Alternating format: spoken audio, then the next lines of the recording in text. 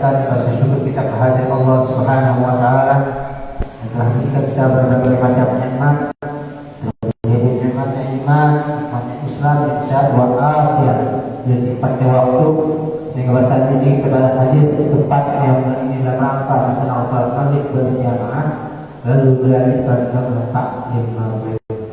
Mudah-mudahan istiqomah kita menjadi ladang amal ibadah kita nanti di yaumul akhir. Salawat dan salam dihaturkan kepada kita Nabiullah Muhammad sallallahu alaihi wasallam beserta keluarganya, sahabatnya, bahkan tentunya kita sebagai umatnya maksa akhir zaman. Dan mudah-mudahan kita semua dengan izin Allah mendapatkan syafaatnya nanti di yaumul akhir.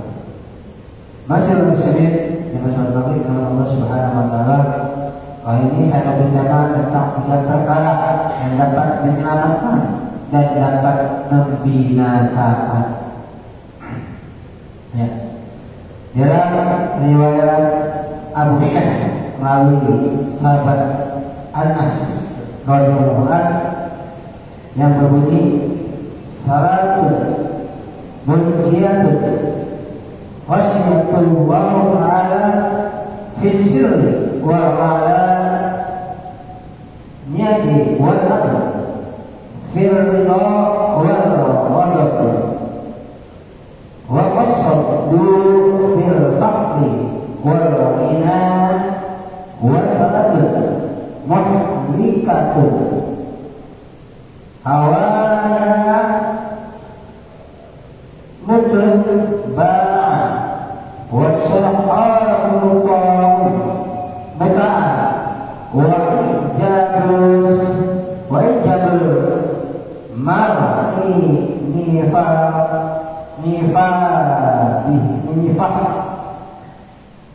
nifahsi yang artinya ada 3 hal yang dapat menyelamatkan, yaitu yang pertama kita harus takut kepada Allah Subhanahu wa taala. Jelas dibanyak dalam keadaan sembunyi atau terang-terangan. Yang pertama kita merasa takut bahwa Allah selalu mengawasi kita, mengamati kita dan memantau kita di mana kita berada, baik secara sembunyi ataupun terang-terangan. Bersikap adil baik dalam keadaan ridho atau dalam keadaan marah, berarti berserah diri kepada Allah atau kita dalam keadaan marah. Dan hemat baik dalam keadaan miskin maupun dalam keadaan kaya. Ya baik, miskin kita hemat, kaya juga hemat. Tapi jangan tentang kaya hemat, tapi terlalu hemat jadi kikir. Dan ada 3 perkara yang dapat membinasakan, yaitu yang pertama hawa nafsu. Jelas, kalau kita lebih hawa nafsu, maka sifat kita lebih hina daripada binatang. Ya Pak? Binatang diciptakan oleh Allah bukan punya akal, tapi punya hawa nafsu. Tapi kalau manusia diciptakan oleh Allah punya akal dan punya hawa nafsu. Akal digunakan untuk berpikir bagaimana yang baik dan bagaimana yang buruk. Tetapi kalau manusia itu lebih hawa nafsunya, lebih tinggi hawa nafsunya, maka dia lebih hina daripada binatang. Yang kedua, kikir, yaitu yang selalu ditaati. Berarti mendengar kikir ya, kayak tapi kikir banget, kita Pak. Beli. Nah, kan tadi kan kaya tapi hemat. Hemat itu harus bertepatnya. Tapi kalau kaya jangan terlalu baik dan kikir. Karena apa? Nanti di alam akhirat akan dimintai pertanggungjawaban oleh Allah Subhanahu wa taala tentang hartamu. Yang pertama, tanyakan dari mana harta itu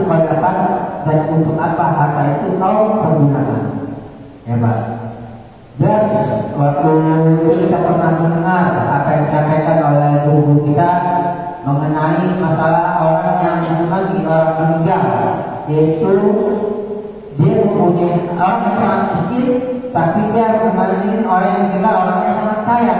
Dia umur selama 40 hari. Dari 40 hari itu ditanya dia punya harta cuma kampak doang. Dia baca kampak doang ditanya. Itu sampai merinding gua.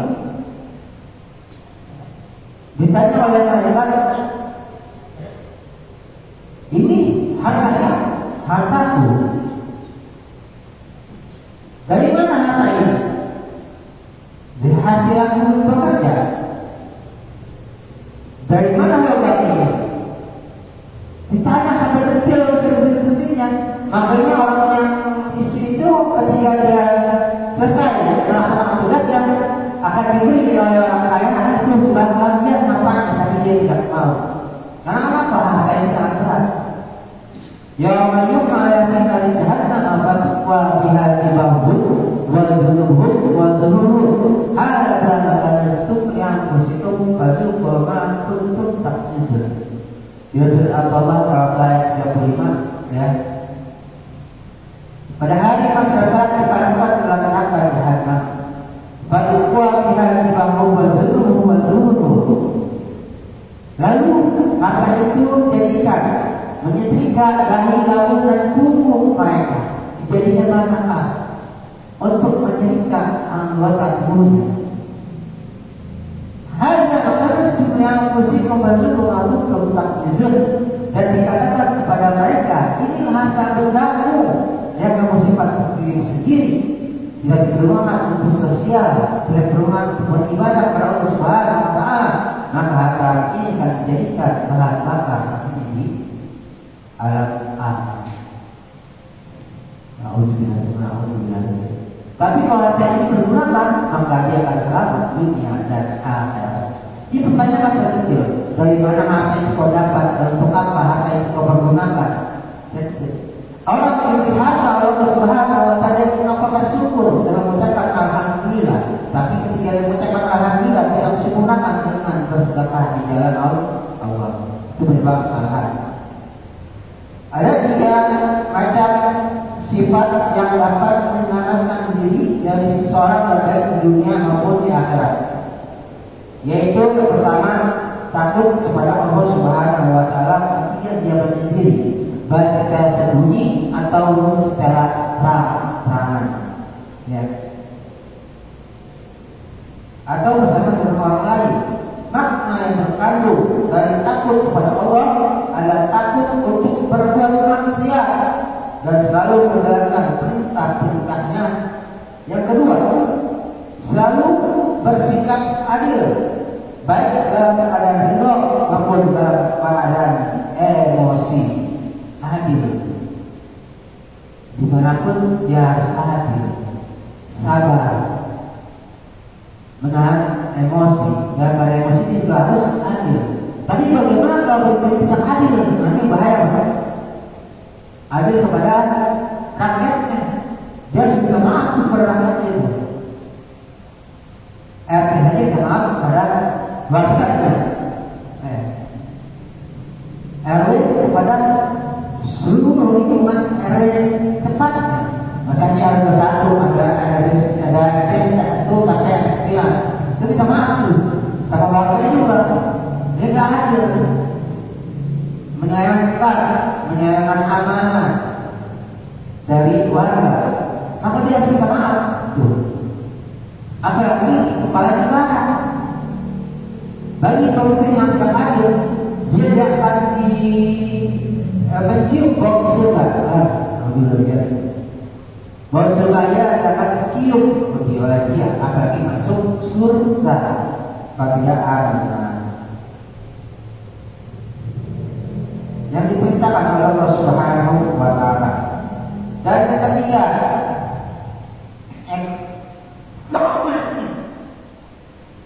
ekonomis, baik dalam keadaan miskin maupun keadaan berkecukupan.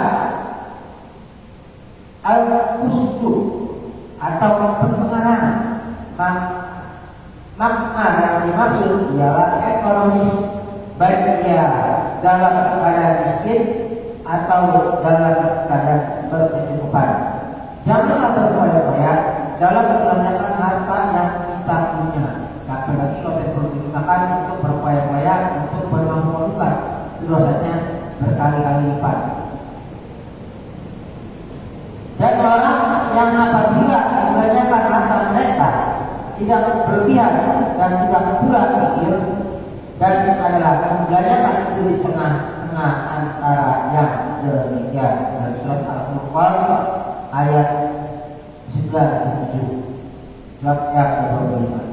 Sedangkan muhlikatun, hal-hal yang membinasakan, maksudnya ialah dosa besar, termasuk di antara dosa-dosa besar yang dapat menjerumuskan pelakunya adalah jurang kebinasaan. Ialah yang pertama hawa nafsu. Ya Pak ya, jelas seorang yang punya hawa nafsu yang sangat besar, ini akan menjerumuskan dia ke dalam dosa yang sangat besar. Baik hawa nafsu mengenai matanya, mengenai telinganya, mengenai mulutnya, mengenai kakinya, mengenai tangannya, semuanya itu akan diminta pertanggungjawaban Allah Subhanahu wa taala. Dalam surah Yasin kita sehingga mendengar bahwa mulut kita dikunci oleh Allah Subhanahu wa taala. Tangan kita menjadi saksi, kaki kita berkata kepada Allah Subhanahu wa taala, dan kaki kita menjadi saksi apa yang telah kita perbuat di dalam kehidupan dunia ini. Di dunia kita bisa berbohong, tapi di alam akhirat kita akan bisa berbohong. Di dunia kita bisa menyatakan yang salah itu benar, yang benar itu salah. Tapi di alam akhirat mulut kita dikunci, yang ditanyakan adalah anggota seluruh tubuh kita. Nauzubillah, subhanallah ini ya.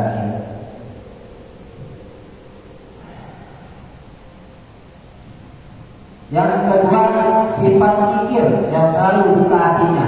Dia benar-benar pelit. Dia kaya tapi benar-benar pelit, bin kikir. Tadi saya sebutkan di dalam surah At-Taubah ayat 35 bahwa hartanya itu akan dimintai pertanggungjawaban dari Allah Subhanahu wa taala. Dan apabila harta itu digunakan secara baik, maka harta itu akan menolong dia nanti di alam kuburnya, di alam akhiratnya, di alam pada masanya, itu akan menolong. Dia berguna untuk apa? Bersedekah di jalan Allah Subhanahu wa taala, untuk selalu beribadah kepada Allah Subhanahu wa taala. Apabila dia menyimpan harta itu dengan sepelit-pelitnya, maka harta itu akan menjadi bahan bakar baginya.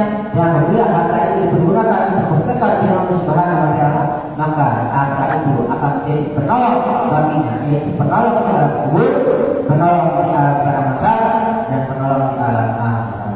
Mudah-mudahan kita semua mendapat firman Allah Subhanahu wa taala. Dan yang terakhir yaitu congkak. Congkak itu berarti sombong, yang selalu membanggakan dirinya, ya Pak ya, selalu mengagumi dirinya. Dirinya lebih baik daripada orang lain, bahwa orang lain itu rendah, baik dari pangkatnya, baik dari sosialnya, baik dari kecerdasannya. Dia selalu menganggap orang lain itu di bawah dirinya. Dia selalu menganggap dirinya. Maka orang yang disebut dengan sombong atau congkak, karena sifat sombong adalah sifatnya setan. Ya Pak ya, sifat setan. Karena sombong adalah setan itu keluar dari surga, karena setan itu mempunyai sifat yang sangat sombong dan angkuh, yang merasa dirinya lebih tinggi daripada Nabi Adam. Badannya menentangkan dia untuk bersujud oleh Allah Subhanahu wa taala kepada Nabi Adam sebagai penghormatan, dia menolaknya. Sebetulnya kalau kita meminta harapan besar, haruslah kita turuti. Tapi ini Allah yang menciptakan setan, yang menciptakan para malaikat dan jin. Maka itu apabila dia menolak, maka dia punya sifat yang sangat sombong, maka setan itu dikeluarkan dari neraka Allah Subhanahu wa taala. Maka sifat sombong ini adalah sifat yang sangat buruk dan sifat yang sangat tercela, akan membawa kepada kita ke dalam jurang api neraka. Nauzubillah. jari. Itulah tiga sifat yang membinasakan atau yang menolak jalan akhirat yang diriwayatkan oleh Abu Syekh melalui sahabat Anas radhiyallahu anhu. Mudah-mudahan bermanfaat bagi semua di 15 menit. Akhirul kalam, billahi taufiq wal hidayah. Wassalamualaikum warahmatullahi wabarakatuh.